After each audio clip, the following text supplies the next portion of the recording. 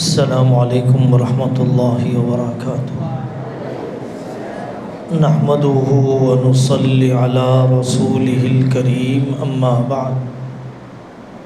اعوذ باللہ من الشیطان الرجیم، بسم اللہ الرحمن الرحیم۔ یا ایہا الانسان انک کادح الی ربک کدحا فملاقیہ، صدق اللہ العظیم۔ اصلاً تو خطاب طلباء سے ہوتا ہے،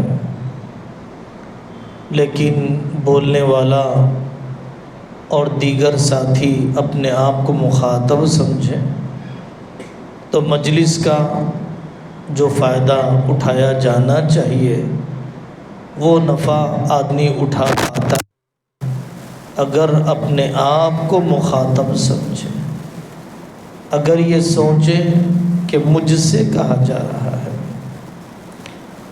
میرے عزیزو، آپ تمام کی یہ عمریں بہت قیمتی ہیں۔ بننے کا زمانہ، شخصیت کے تعمیر کا زمانہ، صلاحیت سازی کا دور ایسے ہی اہمیت رکھتا ہے جیسے کہ انسان کا وہ زمانہ جو ماں کے پیٹ میں گزرتا ہے، بیج کا وہ زمانہ جو مٹی میں گزرتا ہے، بنائی جانے والی چیزوں کا وہ زمانہ جو کارخانوں میں گزرتا ہے، پلاسٹک کے ڈبے جہاں بنتے ہیں، لوہے کے سامان جس مشنری میں بنتے ہیں، یا انڈوں کا وہ زمانہ جو مرغی کے پروں کے تلے گزرتا ہے۔ اگر وہ انڈے مرغی کے پروں کے تلے نہ رہیں، گندے ہو جائیں، سڑ جائے، نہ چوزا بنے گا نہ استعمال کے قابل رہیں گے۔ دانہ زمین میں دھسا ہوا نہ رہے، کیچڑ، سردی، گرمی، گندگی، کھاد، ان سب چیزوں کو برداشت نہ کرے، وہ کئی باغات کے اگانے کا ذریعہ بن ہی نہیں سکتا۔ تو میرے عزیزو، پڑھنے کے زمانے میں جو کمزوریاں رہ گئی، بہت کم توفیق والے ہیں جنہیں فراغت کے بعد پڑھنے کی کمزوریاں، پڑھنے کے زمانے کی کمزوریاں ختم کرنے کی فکر ہوئی، فارغ ہو گئے، تجوید سے جڑ گئے، قراءت میں آگے بڑھ گئے، استاد بن گئے، پھر اس کے بعد کسی فن کے پڑھنے کے لیے اپنے سے بڑے، اپنے سے چھوٹے عالم کے پاس گئے۔ ایسا تو بہت کم ہوتا ہے۔ تو پڑھنے کے زمانے کی قدر کیجیے۔ کم عمری میں بڑے بڑے کارنامے انجام دیے۔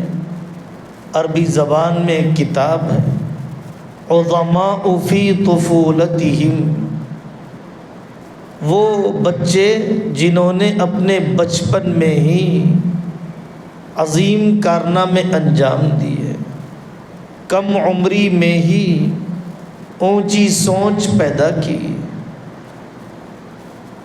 12 سال 11 سال کے تھے اور زندگی کا کوئی حادثہ پیش آیا، اس کا چوٹ، اس کا اثر، اس کی چوٹ انہوں نے دل پر لی اور پھر اپنے آپ کو بدل کر بتایا۔ بہت بڑے جغرافیہ کے ماہر، ہندوستان کی تہذیب کی ترجمانی کرنے والے محمد ابو ریحان البیرونی ہیں۔ یہ شخص 11 سال کی عمر میں نباتات کا ماہر بن گیا۔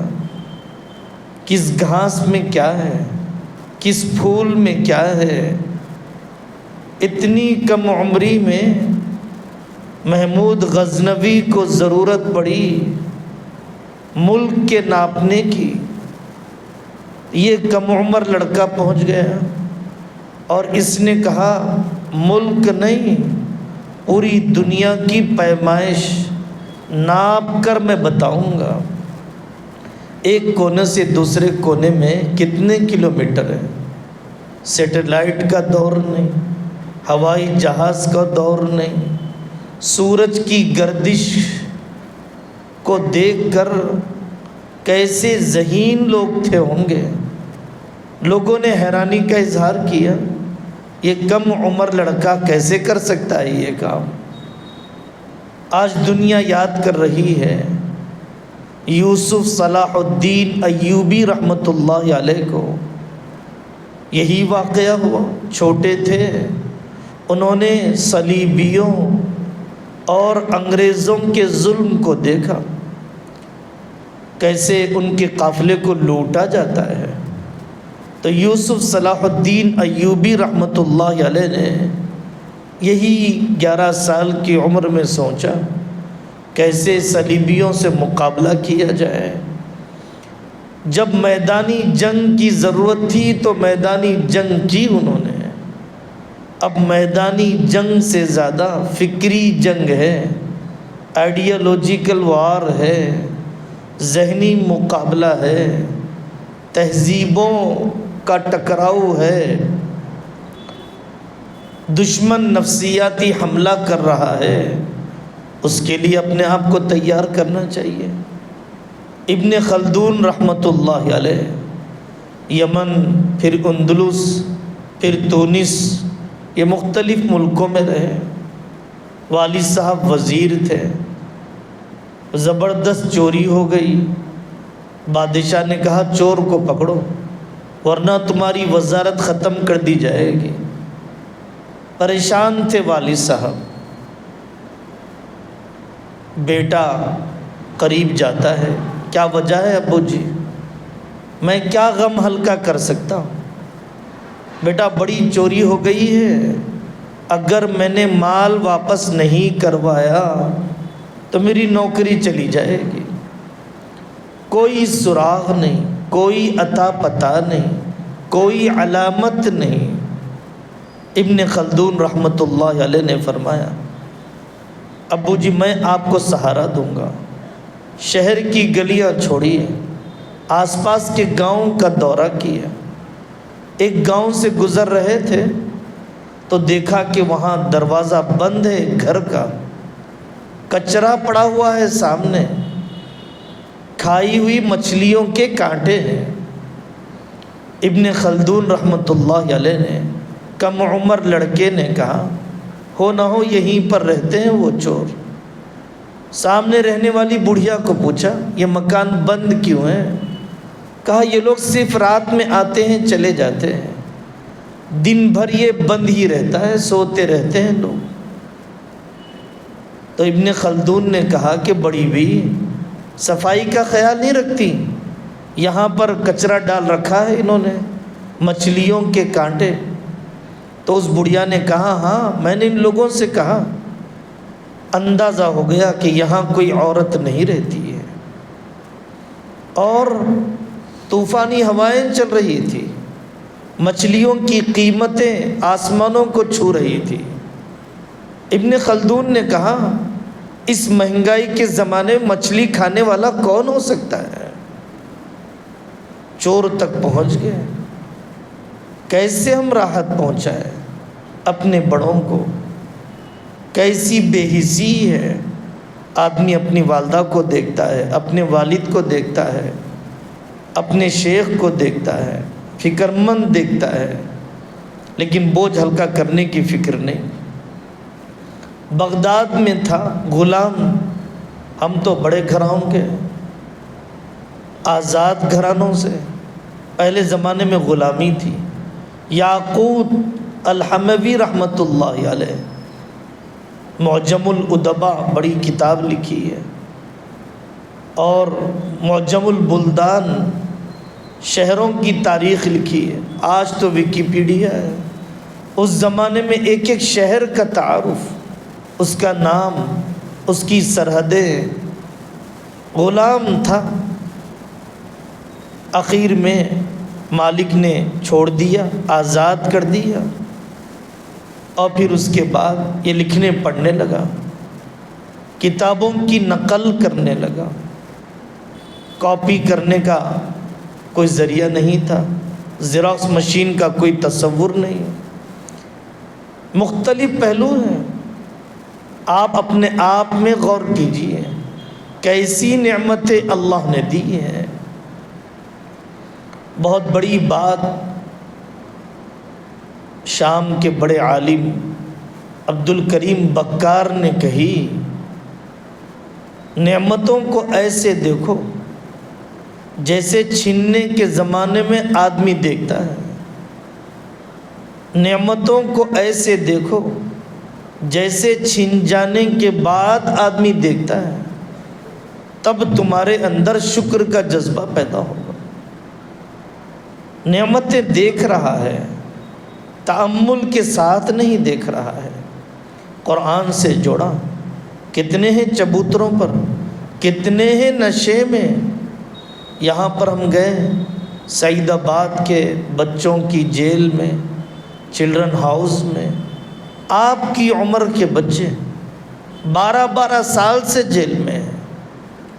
ہم نے کہا بیٹا آپ تو ریپیٹر ہیں، کئی مرتبہ آ کے چلے گئے، کیوں یہ چوری ہو جاتی ہے، کیوں ڈکیٹی ہو جاتی ہے؟ اور روتے ہوئے کہنے لگا گھر جاتا ہوں، پھر پرانے دوست آ جاتے ہیں، شراب پلا دیتے ہیں، سارے جرائم مجھ سے ہو جاتے ہیں۔ تمہاری ماں کیا سوچ رہی ہے؟ تمہارا گھر کیسے اجڑ رہا ہے؟ سوچنا چاہیے نا۔ مدرسے کی چہار دیواری، قرآن کا ماحول، صالح اساتذہ کی سرپرستی، سمندر کا شیر کہا جاتا ہے شہاب الدین احمد بن ماجد، جو بڑا ماہر تھا سمندروں کا سفر کیسے کیا جاتا ہے، اتار چڑھاؤ کیسے آتے ہیں، رخ کیسے طے کیے جاتے ہیں۔ والد سے ضد کی سمندری سفر کے لیے، چھپ کر بیٹھ گیا، 2 دن تک کھایا نہیں پیا نہیں۔ بڑی کتابیں لکھی اس شخص نے۔ مراکش میں ہسپانوی قبضہ ہوا، عبد الکریم بن عبد الرحمن الخطابی نامی نوجوان کو گرفتار کر لیا۔ تمہارے والد نے بغاوت کی ہے، تمہیں ہم اندر رکھیں گے، تمہارے والد ہم سے بغاوت چھوڑ دیں گے۔ راز نہیں کھولا، ضمیر نہیں بیچا، اپنے والد کی ہمت پست ہونے نہیں دی۔ کیسی اولاد ہوتی ہے، کتنی اونچی سوچ ہوتی ہے۔ اپنی سوچ اونچی کرو، سوچ کو نکال کر برتن میں رکھ دی جائے، سوائے فون، سوائے گاڑیوں، سوائے کھیل کود کے اور کچھ نہیں۔ اونچی تمنا ہے، پاکیزہ تمنا ہے۔ اللہ والوں سے فائدہ تو بہت اٹھایا، فائدہ پہنچایا کیا؟ منتفع تو ہو رہے ہیں، نافع کتنوں کے حق میں ہیں، بینیفیشر تو بنے ہوئے ہیں، بینیفیشیل کتنوں کے حق میں ہیں۔ حکومت سے فائدہ اٹھاؤ بھائی، ملک سے فائدہ اٹھاؤ، ضرور اٹھانا چاہیے، حق ہے آپ کا، لیکن ہم ملک کو کیا دیں، سوسائٹی کو کیا دیں؟ طہ حسین اندھا حافظ قرآن، حفظ مکمل ہو گیا۔ استاد جی نے کہا کہ 2 مہینے کی فیس نہیں دی تمہارے والد نے، اس لیے ہم تمہیں حافظ ہونے کی سند نہیں دیں گے۔ مالی پریشانیاں، کھیتی باڑی کا خسارہ، والد بہت پریشان، اندھا شخص تھا، زبردست ادیب بنا، تنگیوں کا دور۔ لیڈرشپ آدمی کے اندر لیڈرشپ کی کلاسز سے نہیں آتی۔ آدمی قیادت دولت کی وجہ سے حاصل نہیں کر لیتا، حالات آدمی کو قائد بناتے ہیں، تجربات آدمی کو تراشتے ہیں۔ بڑوں کی صحبتیں آدمی کو قائد بناتی ہیں۔ تاریخ کے تجربات سے فائدہ، جہد مسلسل، خدائی توفیق، دعا کا اہتمام، یہ کمالات ہیں جو آدمی کو قائد بناتے ہیں۔ عباس محمود عقاد زبردست مصنف ہے، عربی زبان کے، بہت کتابیں لکھی۔ 14 سال کی عمر میں وقف کے ادارے میں ملازم بن گئے، حسد ہونے لگ گیا۔ 14 سال کی عمر میں ذمہ داری کا بوجھ، حسد کیا، بہت پریشان کیا، ملازمت چھینی، نیچے کے عہدوں میں اتار دیا، پھر بھی محنت کرتے رہے، آخر میں الگ ہو گئے۔ ناکامی ایک تجربہ ہے، ناکامی مایوسی کی طرف آدمی کو نہ لے جائے۔ وہی بات جو حکیم اختر صاحب رحمۃ اللہ علیہ فرماتے تھے، حالات طبیعت کے خلاف تو ہوتے ہیں، تربیت کے خلاف نہیں ہوتے ہیں۔ وہی بات جو ایک حکیم نے کہا، لوگ تمہیں پتھر مارے تو اسے جمع کر لو اور جمع کر کے دیوار کھڑی کر لو، یہ سوچنے کا طریقہ ہوتا ہے۔ ماں نے کہا بیٹی سے کہ سسرال میں جب پریشانی ہو تو ایک پھول کا درخت لگا دینا۔ جب ماں ملنے کے لیے آئی تو سسرال کا صحن پورا پھولوں سے بڑھ گیا، پھولوں سے بھر گیا۔ یہ وہ لوگ ہوتے ہیں جو مثبت سوچ والے ہوتے ہیں۔ کئی سائنسدان ایسے گزرے جو بونے تھے۔ نیپولین بوناپارٹ ایک بڑا مشہور سائنسدان ہے، بونے قد کا، کم قد کا، فوج میں نہ لیے جانے کے قابل۔ غلیل سے نشانہ بتایا اور امیر لشکر کو بڑا احساس ہوا، اس کے بعد قبول کر لیا۔ گاندھی کو دنیا جانتی ہے۔ والدہ کھیت میں کام کر رہی تھی، سانپ نے ڈس لیا، تڑپتے رہی۔ بہت ہی قربانی والی، عزیمت والی ماں تھی۔ انگریزوں کے اسپتال میں لے جایا گیا تو انگریز نے کہا کہ یہاں تو صرف انگریز کا علاج ہوگا، ہندوستانی کا نہیں ہوگا۔ تو ایک واقعہ یہ بھی بنا ذہنی غلامی سے نکلنے کا، یہ ایک واقعہ یہ بھی بنا انگریزوں کے خلاف جد و جہد کرنے کا۔ تو میرے عزیزوں، آپ سن رہے ہیں غزہ کے واقعات، آپ دیکھ رہے ہیں ملک کے تقاضے، ابھی بھی آپ کھلونا بنے رہیں۔ اپنی زندگی کامیاب انسانوں کے حوالے نہیں کیا، ناکام دوستوں کے حوالے کیا، چبوتروں پر بیٹھنے والے جن کی تمنائیں کوئی ابرار الحق ہردوئی بننے کی نہیں، کوئی حضرت مولانا عبد القوی بننے کی نہیں، کوئی شیخ الہند بننے کی نہیں، پست حوصلے والے، گندے جذبات والے، ایسے دوستوں کے حوالے اپنی عمر مت کیجیے۔